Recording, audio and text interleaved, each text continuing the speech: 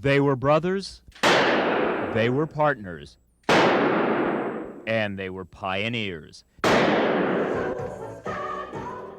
In the sleazy, shadowy world of hardcore pornography, Jim and Artie Mitchell were nothing short of legends.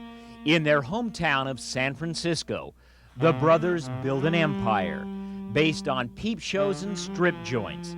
And under the cloak of the First Amendment, the Mitchell brothers also pushed the parameters of pornography to new and very explicit extremes. More than 20 years ago, they produced one of the most infamous skin flicks of all time, Behind the Green Door. The film that once and for all washed away Marilyn Chambers' ivory soap image, making Marilyn the grande dame of XXX entertainment.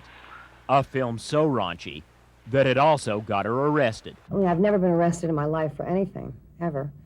So this was kind of a big shock to me.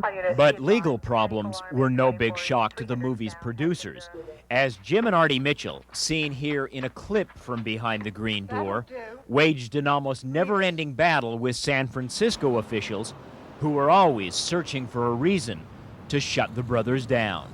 There really is no incentive for us to hire a 16-year-old girl or any underage person to work here. You could think of the tremendous heat it would bring. Yet, despite the heat that always seemed to follow the brothers, they survived, even thrived, and made millions in the process. Enough, in fact, to bankroll their own personal navy, a floating studio on which to make pornographic movies off California's coast. More than anyone I can think of, they expanded the definition of adult entertainment. First of all, when they did films, they really did them right. The Autobiography of a Flea, Behind the Green Door, Sodom and Gomorrah were big budget films. A lot of entertainment value, a lot of production value, as well as a lot of sex. What set them apart is they were showmen. They were like running a circus. They were proud of what they did, and they realized that if they did it in a big way, just that it would only bring in more business. And it did. And as the business expanded, so too did the controversy. But always there was a united front. Jim and Artie, Artie and Jim. The brothers Mitchell, side by side, taking on the world as porno pioneers. But now, after more than 22 years in the body business, one Mitchell brother has allegedly turned against the other. But this is much more than just a case of late sibling rivalry. Allegedly, it's a case of cold-blooded murder, as San Francisco's most infamous flesh trade has apparently turned fatal. There's no doubt in my mind that Jim Mitchell went there with the intent to kill his brother. There was nobody closer than those two brothers. That's what's so insane and tragic about this event. I think it's wrong, very wrong, for people to assume because the Mitchell brothers were pornographers that this tragedy happened. And what happened, according to investigators, is that a few minutes after 10 o'clock on the night of February 27th, younger brother Artie Mitchell was home in bed with his new girlfriend, a stripper named Julie Bajo. Suddenly, the couple heard someone else in the house. And according to reports, Artie Mitchell then grabbed the .22 caliber rifle he always kept handy and ordered Bajo to dial 911. What follows, only the dead man and his killer know for sure. But reportedly, Artie Mitchell then left his girlfriend alone in the dark and went searching for the intruder. Suddenly, shots were fired, possibly as many as 8. Artie screamed and then collapsed, fatally wounded, on the bathroom floor. One officer was only about 2 blocks away.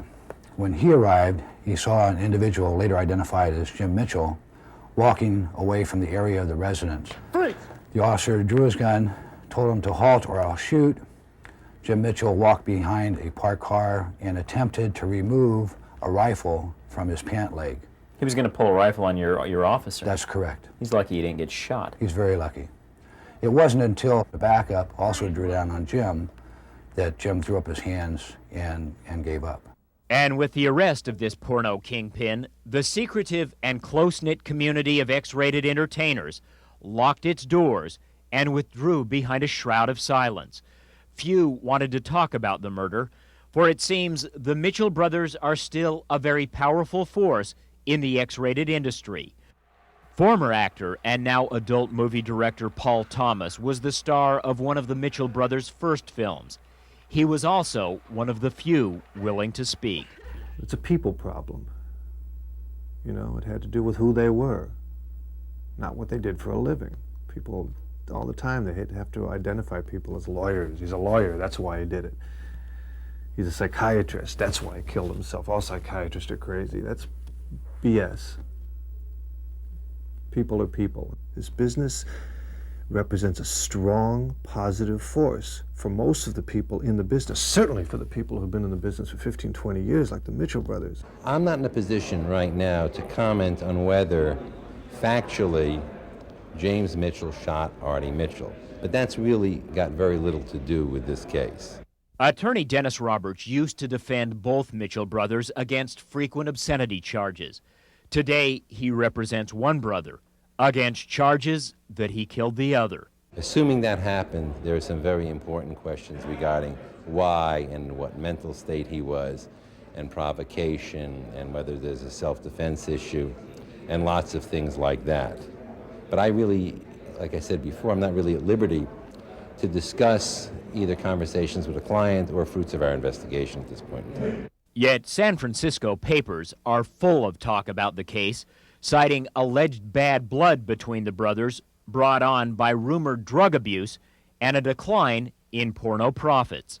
There's some indication that over the past months that Artie Mitchell has abused drugs and alcohol and has had some negative impact on their business at the O'Farrell Theater in San Francisco.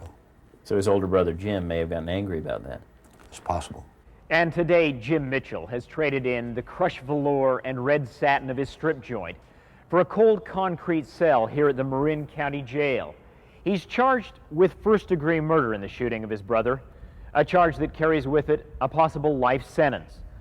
The eye for the eye, if this king of the flesh trade is ultimately convicted. It's a terrible, terrible tragedy. It's the only way to describe it. I mean, it sounds almost false to say it, but I'm telling you, it is a tragedy of enormous proportions. Jim Mitchell has pleaded not guilty in the murder of his brother. His trial should begin later this year.